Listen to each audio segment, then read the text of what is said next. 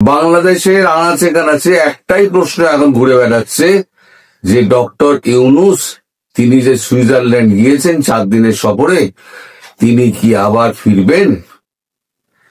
এই নিয়ে কিন্তু নানান রকম সন্দেহ দানা পাচ্ছে। সন্দেহ থাকার অনেক কারণ আছে।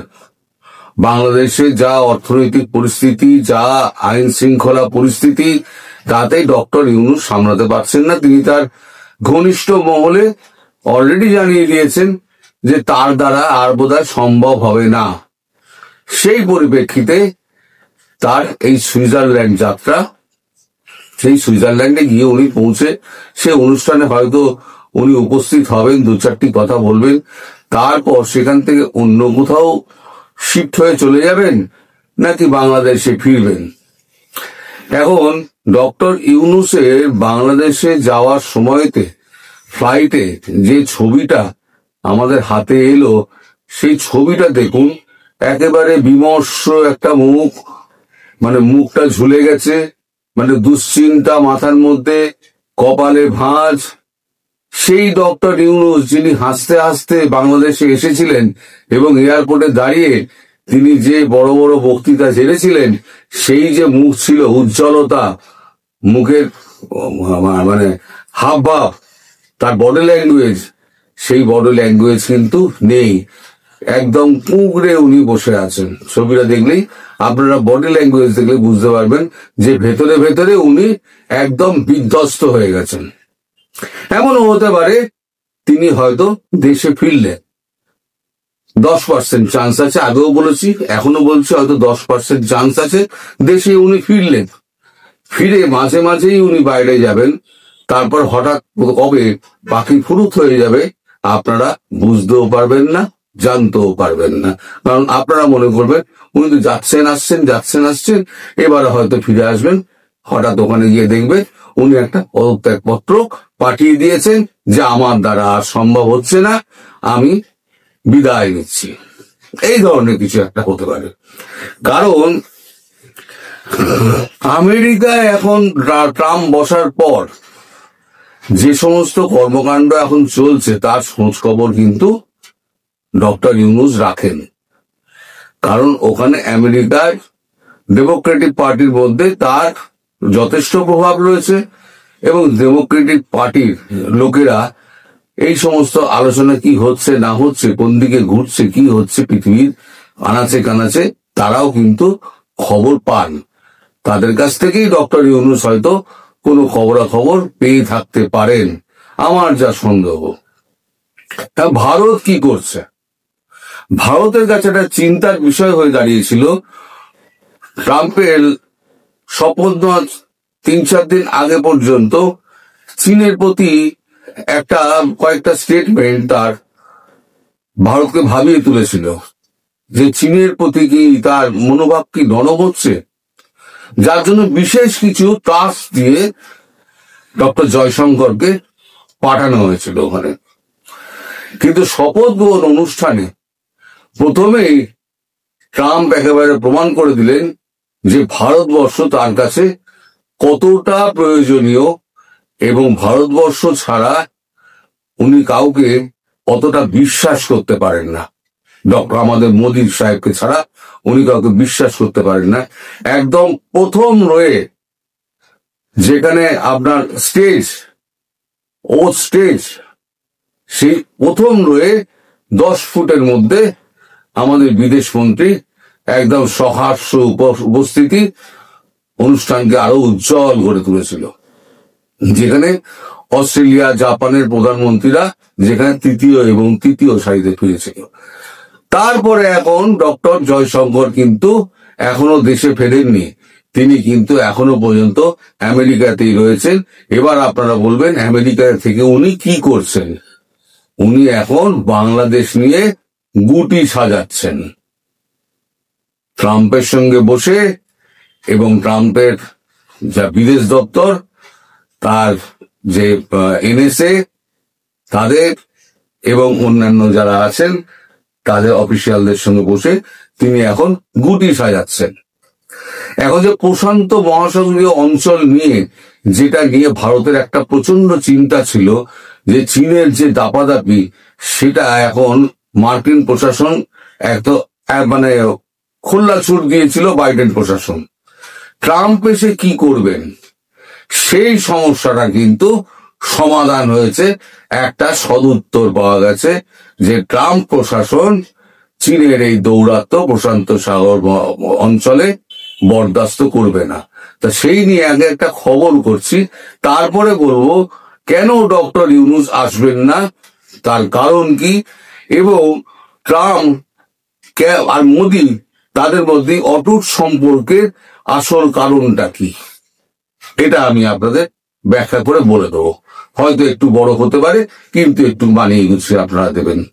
আমাদের কাগজে আজকে যেটা বেরিয়েছে আনন্দবাজারে, ভারত প্রশান্ত মহাসাগরীয় অঞ্চলে চীনের দাদাগিরি বরদাস্ত নয়, কোয়াড বৈঠকে ইঙ্গিত ট্রাম্প প্রশাসনের।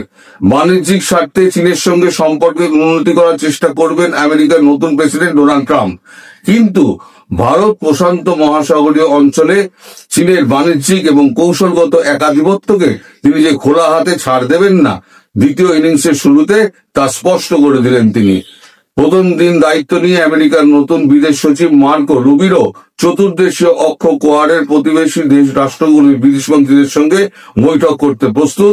কাল ওই বৈঠক হওয়ার কথা, মানে আগামীকাল, মানে আজকে। গতকালকে খবরটা লেখা হয়েছে রাত্রিবেলা, আজকে এই বৈঠকটা হওয়ার কথা। কূটনৈতিক সূত্রের খবর, বিদেশমন্ত্রী এস জয়শঙ্কর যখন আমেরিকা যাত্রা করেন তখনও নয়াদিল্লির উদ্বেগ ছিল চীন বিরোধী এই কোয়াড অক্ষটিকে কতটা গুরুত্ব দেবেন ট্রাম্প, যে কারণে জাপানের পক্ষ থেকে যখন ট্রাম্পের শপথ গ্রহণ অনুষ্ঠানের পরে তিনি কোয়াড বৈঠক করার প্রস্তাব দেওয়া হয়, ভারত তাতে উচ্চবাচ্য করেনি। সফররত জয়শঙ্কর বুঝতে চাইছিলেন আমেরিকার নতুন প্রশাসনের মনোভাব। প্রসঙ্গত গতকালই তিনি আলাদা করে জাপানের বিদেশমন্ত্রী এবং অস্ট্রেলিয়ার বিদেশমন্ত্রীর সঙ্গে আঞ্চলিক, দ্বিপাক্ষিক এবং কোয়াড সম্পর্কিত বিষয়গুলো নিয়ে বৈঠক করেন। সেখানেই জয়শঙ্কর ইঙ্গিত পান যে সিনেটের কাছ থেকে বিদেশ সচিব পদে শিলমোহর পাওয়ার পর মার্কো রুবিরো তার প্রথম কর্মসূচি হিসেবে সমুদ্র নিরাপত্তা ও বাণিজ্য নিয়ে বসবেন তাদের সঙ্গে। রাতের নিজেদের দপ্তরে বৈঠক করার পরই রুবিরো কোয়াডের বন্ধুদের সঙ্গে বৈঠক সারবেন। অস্ট্রেলিয়ার বিদেশমন্ত্রী পেনি ওয়াং জানিয়েছেন, ট্রাম্পের শপথের পরপরই কোয়াড গোষ্ঠীর প্রতিনিধিদের সঙ্গে এই বৈঠক প্রমাণ করে ভারত প্রশান্ত সাগরীয় অঞ্চলে ঘনিষ্ঠ সহযোগিতা রয়েছে সমন্বয়ক বন্ধুদের। তার বক্তব্য, কোয়াডভুক্ত সমস্ত রাষ্ট্রের সামগ্রিক দায়বদ্ধতা এটাই প্রমাণ করে ভারত প্রশান্ত মহাসাগরীয় অঞ্চলে যখন ঘনিষ্ঠ সহযোগিতার প্রয়োজন, সেখানে প্রত্যেকেই লৌহ সংকল্পে আবদ্ধ। নয়াদিল্লির বক্তব্য, চীন নয় বরং ভারতবর্ষই যে এশিয়ার প্রধান ভরকেন্দ্র হিসেবে দেখছে আমেরিকার নতুন জামানা, তার ইঙ্গিত মিলেছে প্রথম দিনে। যেটা বললাম, ভারতই হচ্ছে প্রথম বন্ধু। ট্রাম্পের শপথ গ্রহণ অনুষ্ঠানে জয়শঙ্করকে আসন দেওয়া হয়েছিল একেবারে প্রথম সারিতে। দেখুন এই ছবিটা, একেবারে প্রথম সারিতে, যাকে ইতিবাচক সংকেত হিসেবে দেখা হচ্ছে। তার দুটি পেছনের সারিতে বসেন জাপানের বিদেশমন্ত্রী তাকুশিত আইওয়া এবং অস্ট্রেলিয়ার বিদেশমন্ত্রী পেনি ওয়াং। অর্থাৎ কোয়াডভুক্ত রাষ্ট্রগুলিকে প্রথম দিকেই রেখেছে আমেরিকার নতুন প্রশাসন। অন্যদিকে ট্রাম্পকে অভিনন্দন জানিয়ে প্রধানমন্ত্রী নরেন্দ্র মোদীও তাকে বন্ধু হিসেবে সম্বোধন করেছেন। মোদী তার বার্তায় বলেছেন, অভিনন্দন প্রিয় বন্ধু ট্রাম্প, আমেরিকার 47তম প্রেসিডেন্ট হিসেবে আপনার এই পদমর্যাদা ঐতিহাসিক। আমি আবারও আপনার সঙ্গে ঘনিষ্ঠভাবে কাজ করতে চাই, যাতে দুই দেশের উপকারী হয় ও গোটা বিশ্ব কল্যাণময় ভবিষ্যতের দিকে এগিয়ে যেতে পারে। আপনার নয়া দফার সাফল্য কামনা করি। অর্থাৎ প্রধানমন্ত্রীর সঙ্গে ট্রাম্পের যে একটা সম্পর্ক, সেই সম্পর্কটাকে কিন্তু ট্রাম্প জিইয়ে রাখতে চান। এই যে যখনই কথাটা হলো না যে ভারত একটুখানি মানে অস্বস্তি বোধ করছে ট্রাম্পের নতুন নেতে চীন সম্পর্কে নতুন মতামতে, তখনই ট্রাম্পের অফিস থেকে একটি পোস্ট করা হয়। পোস্টটি এখানে আমি দিয়ে দিলাম। সে পোস্টে এখানে লেখা হয়েছে, the most followed world leaders on x. Narendra Modi 104.8 million, Donald Trump 98.8 million. কারণ নরেন্দ্র মোদীর ফলোয়ার ট্রাম্পের থেকে অনেক বেশি।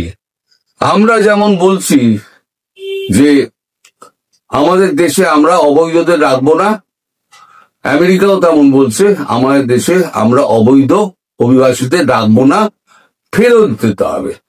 এই 18,000 তার মধ্যে ভারতীয় আছে। এই ভারতীয় 18,000কে ভারত বলেছে আমরা ফিরিয়ে নেব।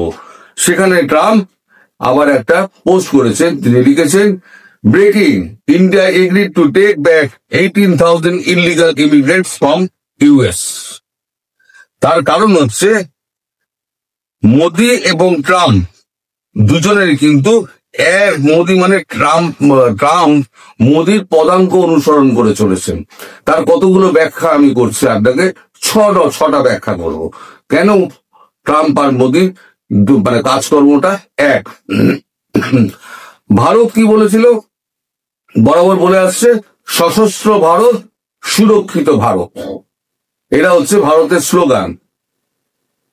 ট্রাম্প কি বলছেন, মেক আমেরিকা গ্রেট এগেন, মাগা, একই। দ্বিতীয় আসুন, এনআরসি সিএ করে ভারতবর্ষ অবৈধ বসবাসকারীদের চিহ্নিতকরণ করে তাদের ফেরত পাঠাচ্ছে। ট্রাম্প কি করছেন, ক্যাচ অ্যান্ড রিলিজ, সব অবৈধ বসবাসকারীদের ধরো এবং তাদের বার করে দাও। 3, ভারত কি করছে, অবৈধ অনুপ্রবেশ বন্ধ করো, সীমান্ত সুরক্ষিত করো। ট্রাম্প কি বলছেন, national emergency in northern border Mexico, মাছিল তুলে দেবো, বরাবর উনি বলছেন অনুপ্রবেশ আমি করতে দেবো না। ভারত কি বলছে, সন্ত্রাসবাদের বিরুদ্ধে কঠোর অবস্থান, ভারতের যে কঠোর অবস্থান বরাবরই।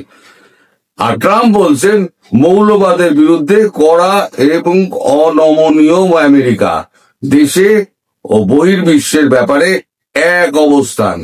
এই জায়গাটা ভালো করে শুনুন, যে দেশে ও বহির্বিশ্বের ব্যাপারে এক অবস্থান। বহির্বিশ্বে যদি কোথাও এরকম সন্ত্রাসবাদ যদি সেগে ওঠে, তাহলে কিন্তু ভারতবর্ষ মতো এও ছেড়ে দেবে না। ভারতবর্ষ যেমন পাকিস্তানের সঙ্গে লড়ে যাচ্ছে, তেমন আমেরিকাও কিন্তু মৌলবাদকে ছেড়ে কথা বলবে না, সে পৃথিবী যেখানে হোক। আমাদের ভারতবর্ষের একটা নীতি আছে, যুদ্ধ কোনো বিকল্প হতে পারে না, তবে যে কোনো চ্যালেঞ্জের মোকাবিলা আমরা করব। ট্রাম্প বলছেন war is not the only solution, Russia Ukraine যুদ্ধ উনি থামানোর জন্য উঠে পড়ে লেগেছেন, এবং ইউক্রেন আর হামাস এবং ইসরায়েলের তিনি যখন শপথ নিচ্ছেন, সেই সময় শপথের এক জায়গায় উনি বলেন, এখন আমি যখন শপথ নিচ্ছি তখন হামাস কিন্তু তাদের কাছে বন্দী ইসরায়েলি যারা ছিল তাদেরকে এখন সমর্পণ মানে ফিরিয়ে দিচ্ছে। এটা হচ্ছে আমার সফলতা। প্রথম দ্বিতীয় পর্যায়ের প্রেসিডেন্সিয়াল আমার সফলতা এই দিয়ে আমি শুরু করলাম। এইবার ভারতবর্ষকে কেন ট্রাম্পের দরকার? ভারতবর্ষকে দরকার এই কারণে যে ব্রিক্স বলে একটা আপনারই আছে, আমাদের একটা সংগঠন আছে ব্রিক্স। এর মধ্যে কে কে আছে? ব্রাজিল আছে, রাশিয়া আছে, ইন্ডিয়া আছে, চায়না আছে আর সাউথ আফ্রিকা। এই ব্রিক্স মিলে তৈরি করেছিল, ঠিক করেছিল যে আমরা একটা নিজস্ব একটা অর্থনীতি বানাবো, একটা মুদ্রা তৈরি করব, সেই মুদ্রায় আমাদের সমস্ত কাজকর্ম হবে। সেখানে টার্কি ঢোকার চেষ্টা করেছিল, কিন্তু টার্কি এখনো পর্যন্ত সফল হয়নি, এরদোগান সফল হননি। এখন ব্রিক্স যদি নিজস্ব মুদ্রা তৈরি করে নেয়, যেমন ইউরোপিয়ান কান্ট্রিগুলো একসঙ্গে যেমন ইউরো তৈরি করেছিল, তেমনি ব্রিক্স যদি এরকম একটা করে নেয়, তাহলে পরে তো আমেরিকার ডলারের তো অবস্থা খারাপ হয়ে যাবে। সেটা একটা ট্রাম্পের কাছে চিন্তার বিষয়। তাই ট্রাম্প ভারতবর্ষকে আলাদা করে নিয়ে তার তো একটা এশিয়াতে একটা শক্তি চাই। সাউথ ইস্ট এশিয়াটা কার উপরে নির্ভর করবে? ট্রাম্পকে নির্ভর করতে হবে বৃহৎ গণতান্ত্রিক রাষ্ট্র ভারতবর্ষ এবং শক্তিশালী রাষ্ট্র ভারতবর্ষ এবং তার প্রধানমন্ত্রী 140 কোটি দেশের লোকের প্রধানমন্ত্রী, তার সঙ্গে তার যা সক্ষতা সেইটাকে তিনি ক্যাশ করে ব্রিক্সের থেকে আলাদা করে যদি আনতে পারেন। ব্রিক্সে থাকলেন কিন্তু এখনই ব্রিক্সের কোন রকম নতুন এখন মুদ্রা চালু না করে যাতে ডলারটাকে স্ট্রং করা যায়। ট্রাম্প হচ্ছে ব্যবসায়ী, তিনি ভাবছেন যে আমার দেশের ডলার যদি কমজোরি হয়ে যায় তাহলে বিশ্বে আমার আর দাদাগিরি থাকবে না। এইটা দিয়েই তো গন্ডগোল। এই যে রাশিয়া ইউক্রেন যুদ্ধ যে আরম্ভ হলো, সেই যুদ্ধ আরম্ভ হওয়ার পরেতে রাশিয়ার যত সম্পত্তি ছিল এবং 366 বিলিয়ন ডলার আমেরিকায় জমা ছিল আমেরিকান ব্যাংকে, সেটা পুরো জব্দ হয়ে গেছে। এই তখন থেকে কিন্তু চিন্তা ভাবনা হলো যে না, আমরা ডলারে কাজ করব না, আমরা নিজস্ব কারেন্সি তৈরি করব, নিজস্ব কারেন্সি তৈরি করে আমেরিকার দাদাগিরি আমরা ছুটিয়ে দেবো। এইটাতে ট্রাম্পের আপত্তি। এখন এই আপত্তিকে যদি আমল দিতে হয় মানে তাহলে পরে ডলারের অবস্থা খারাপ হয়ে যাবে। ফলে ইন্ডিয়াকে যদি হাতে নেওয়া যায় তাহলে পরে এই জায়গা থেকে বেরিয়ে আসা যাবে। তো সেইখান থেকে নরেন্দ্র মোদীকে তার হচ্ছে একটা বার্তা। আর নানান জায়গার প্রশ্ন উঠছে যে মোদিজি কেন গেলেন না, মোদিজি কেন গেলেন না, মোদিজিকে ডাকা হয়নি? মোদিজিকে ডাকা হয়েছিল। আমাদের এখানে 26শে জানুয়ারি হচ্ছে রিপাবলিক ডে, রবিবার পড়েছে 2025-এ। এটা হচ্ছে আমাদের 75তম পেরিয়ে 76তম পার করব। 75তম শেষ হবে, 76তম রিপাবলিক ডে আমাদের পালন করা হবে। তার জন্য বিভিন্ন রাষ্ট্র থেকে আমাদের এখানে আসছেন প্রতিনিধিরা, রাষ্ট্র প্রতিনিধিরা। তাদেরকে রিসিভ করা, তাদেরকে দেখাশোনা করা, তাদের সঙ্গে কথা বলা, তাদের সঙ্গে মিটিং করা, তার জন্য মোদিজি ব্যস্ত থাকবেন বলেই জয়শঙ্করজিকে পাঠানো হয়েছিল। এবং জয়শঙ্করজি শুধু উপস্থিত হননি, তিনি বাংলাদেশ প্রসঙ্গে একেবারে ওখানে বসে তিনি গুটিগুলো সাজাচ্ছেন। গুটিগুলো সাজিয়ে এতদিন হয়ে গেছে, আরো 3 দিন ওখানে থাকবেন, থেকে আরো সমস্ত কাজকর্ম করবেন, করে তারপর উনি অন্য একটা দেশ ঘুরে তিনি ভারতবর্ষে আসবেন। রিপাবলিক ডের আগেই উনি চলে আসবেন। এটা হচ্ছে ব্যাপার। এখন এই ব্যাপারগুলো কিন্তু ডক্টর ইউনূস কিন্তু জানতে পারছেন ভেতরে। কারণ ডেমোক্রেটের লোকরা তো ওখানে রয়েছে। সেনেটে তো এই সমস্ত আলোচনা হয়, সেনেটে আলোচনাগুলোতে ডেমোক্রেটরাও থাকেন। তা ডেমোক্রেটদের মারফত কিন্তু ডক্টর ইউনূস কিন্তু খবর পাচ্ছেন। এখন এই খবর পাওয়ার পর ডক্টর ইউনূসের মুখ কিন্তু আস্তে আস্তে ঝুলে ঝুলে থুতনি কিন্তু একেবারে বুকের কাছে নেমে গেছে। ডক্টর ইউনূস আর এই পেশা ধরে রাখতে পারবেন কতদিন সে বিষয়ে কিন্তু যথেষ্ট সন্দেহ আছে। হয়তো এবারে হয়তো ফেরার চান্স 10%, হয়তো 10%-এ উনি হয়তো ফিরে এলেন, কিন্তু আসার পর তিনি কতদিন এই দায়িত্বভার সামলাবেন এবং কবে পাখি ফুরুত হবে সেটা এখন শুধু সময়ই বলবে।